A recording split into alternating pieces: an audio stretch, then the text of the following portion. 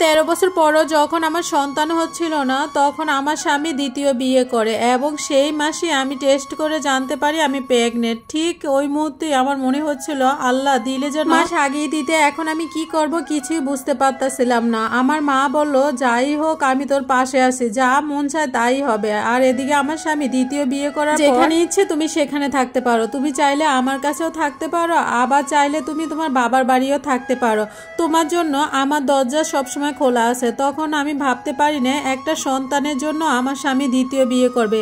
13 বছরের সংসার ভুলে যাবে। সে যখন নতুন বউ ঘরে নিয়ে আসে তখন আমি বাবার বাড়ি চলে যাই। নিজের চোখে এগুলা সহ্য করতে পারতেছিলাম না। এরপর বাবার বাড়ি আসলে শান্তি মতো ঘুম হতো না, কোনো কিছু ভালো লাগে না। প্রতিবেশীদের কথা শুনে আমার খুব খারাপ লাগতো। আমাকে যদিও সরাসরি কিছু বলতো না, কিন্তু ঘুরিয়ে পিছিয়ে অনেক কথা বলতো। বাবার বাড়ি আসার পর দেখি আমার কদর অনেক কমে যায়। এখানে কেউ আমাকে ভালোবাসতো না। এসব সহ্য করতে না পেরে আবারও শ্বশুর বাড়ি চলে যায় 2-3 দিন পর।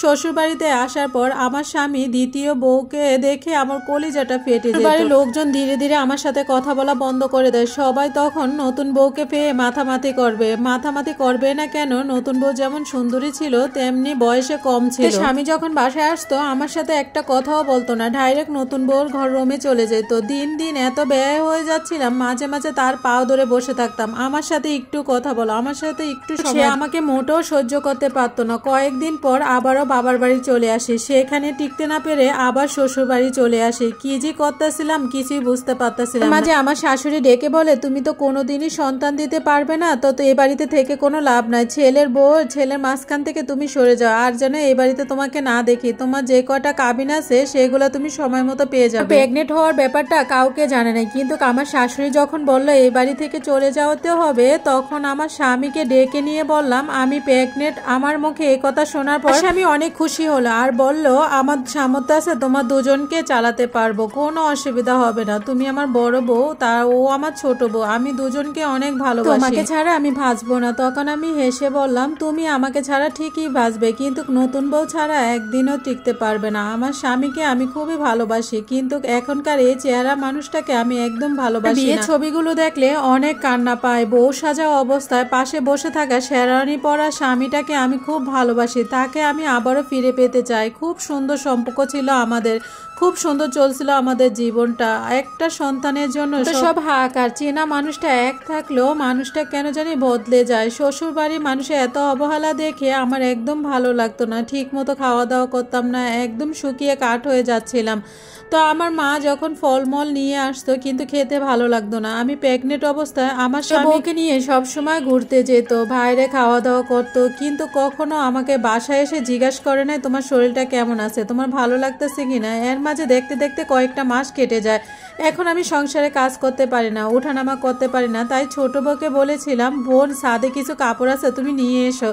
আমি সকালে ধুয়ে দিয়েছিলাম, আমার শরীরটা ভালো লাগতেছে না। এটা শোনার পর আমার স্বামী এসে আমার সাথে কি যে খারাপ ব্যবহার করছিল সেটা আমি কিভাবে বলবো। কেন তার ছোট বউকে কাজ করতে বললাম, আমার হাত পা কি নষ্ট হয়ে গেছে কিনা, আরো অনেক কথা। তখন ওই মুহূর্তে বাবার বাড়ি চলে আসি। এরপর আমার স্বামীর সাথে এরকম যোগাযোগ নাই। এদিকে আমার প্রেগনেন্ট হওয়ার টাইম হয়ে যায়। 2 দিন পরে আমাকে হসপিটালে ভর্তি করানো হয়। শ্বশুর বাড়ি একটা লোকও আসে না। আমার স্বামীকে ফোন দিলে সে বলে তার নতুন বউর বাড়িতে বেড়াতে আসছে। আমাদের নর্মাল ডেলিভারিতে আমার 2টা পুত্র সন্তান হয়। তারপর 3 দিন হসপিটালে ছিলাম, কিন্তু আমার শ্বশুর বাড়ি একটা লোক আমাকে দেখতে আসে না, এবং 3 দিনের ভিতরে আমার স্বামীও আমাকে দেখতে আসে না। 3 দিন পর রিল্যাক্স পেলে বাবার বাড়িতে চলে যায়, কিন্তু বাবার বাড়িতে যাওয়ার পর সবাই অনেক গালামন্দ করতো। তখন আমার বাচ্চাদের চুল কাটা হয়, নাম রাখা হয়, তখনও তার বাবা কোনো যোগাযোগ করে নাই। আমার সাথে কোনো টাকা ছিল না, বাধ্য হয়ে আমার কিছু স্বর্ণের গয়না বিক্রি করে তাদের নাম রাখা হয়। তারপর বিশ্বাস করে না, সারা জীবন দেখে আসছে বাচ্চা হওয়ার পর নানার বাড়ি দাদার বাড়ি থেকে কত আদর পায়, কত যত্ন পায়, কত গিফট পায়, কিন্তু আমার বাচ্চাদেরকে একটা সুতা পর্যন্ত দেয়নি। 1 মাস পর আমার স্বামী ডিভোর্স লেটার পাঠালো। ডিভোর্স লেটার হাতে পেয়ে আমার বাচ্চাদেরকে জড়িয়ে অনেক কান্না করেছিলাম। আজ থেকে তারা তার বাবা হারালে আল্লাহ তার বিচার নিজের হাতেই করে। যে বউর জন্য আমাকে ছেড়ে দিয়েছিল সেই বউর ওর কোনোদিনও সন্তান হবে না। যে বউর জন্য আমার সন্তানের পরিচয় দেয় না, সে কখনো বাবা ডাক শুনতে পারে না। আমার প্রাক্তন স্বামী অনেক চেষ্টা করছে আমার সাথে যোগাযোগ করার জন্য, অনেক আইনের লড়াই লড়ছে আমার সন্তানদের নেওয়ার জন্য, কিন্তু আমি দেইনি। আমার সন্তানদের এই দুনিয়া তার মা ছাড়া কিছুই বোঝে না। আলহামদুলিল্লাহ আমার সন্তানদেরকে নিয়ে অনেক সুখে আছি, অনেক ভালো আছি। আর এই স্টোরিটা এক আপুর লাইফ থেকে নেওয়া, এই স্টোরিটার সাথে আমার কোনোই মিল নেই।